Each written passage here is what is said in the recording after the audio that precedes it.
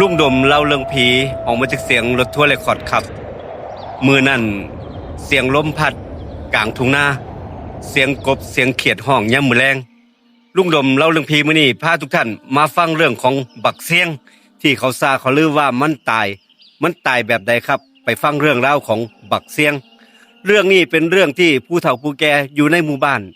บ่กล้าเว้าถึงมันบ่กล้าเอ่ยชื่อมันดังๆเว้าแค่เบาๆเพราะว่าหลายคนรู้สึกว่าเว้าเรื่องของบักเสียงย่ำใดเหมือนกับมีคนมายืนอยู่ด้านหลังนั่นเอง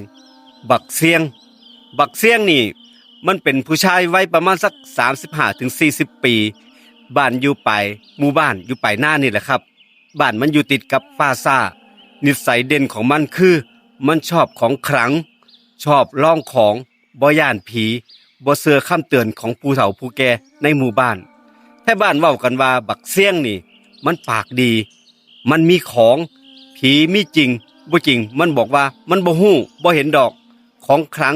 ดีจริงก็มาคุ้มกะลาหัวติล่ะมันเว้าแบบนี้ครับบักเสียงมันทำมาหากินหลายอย่าง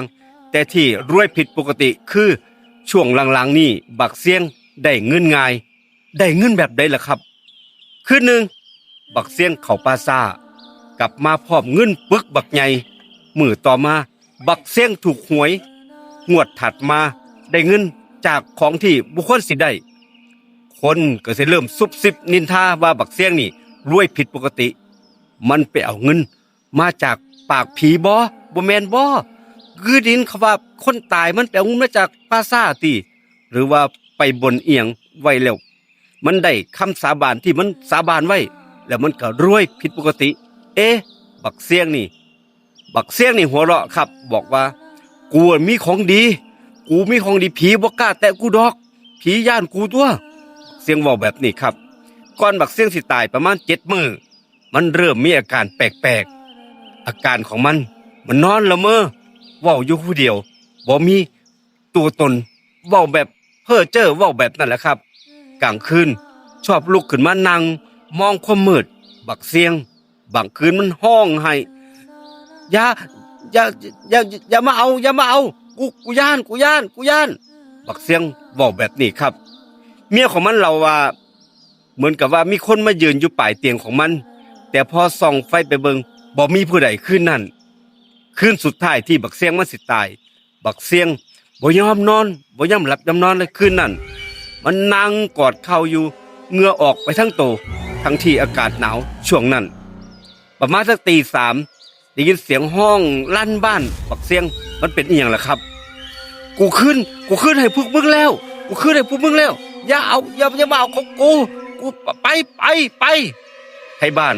แลนมาเบิ่งประตูปิดอยู่ด้านในบ้านของบักเสียงเงียบแค่บ้านพังบ้านเข้าไปเจอบักเสียงนอนตาเหลือกอยู่อ้าปากมือกำแน่นเหมือนกับว่ามันนี่กำเงินอยู่แบบนั้นแหละแต่ในมือของมันว่างเปล่าบ่มีร่องรอยทำลายบ่มีเลือดบ่มีแผลหมอบอกว่าหัวใจของบักเสียงนี่ล้มเหลวฉับพลันแต่ผู้เฒ่าผู้แก่เพิ่นสายหัวบอกกันว่ามันน่ะผิดของเอาของที่ผู้คนสิเอามาเป็นของเจ้าของมันผิดคำบนคำสาบานแล้วเขาสิเอาคืนไปมันผิดคู่เรียนวิชาแล้วลบลู่เงินปากผีใส่ผิดที่ผิดทางมันก็เข้าตัวของมันเองนั่นแหละครับอันนี้ก็เป็นความเชื่อของคนอีสานว่าผีให้มาเฮาต้องรักษามันเฮ็ดบุญมันเฮ็ดกุศล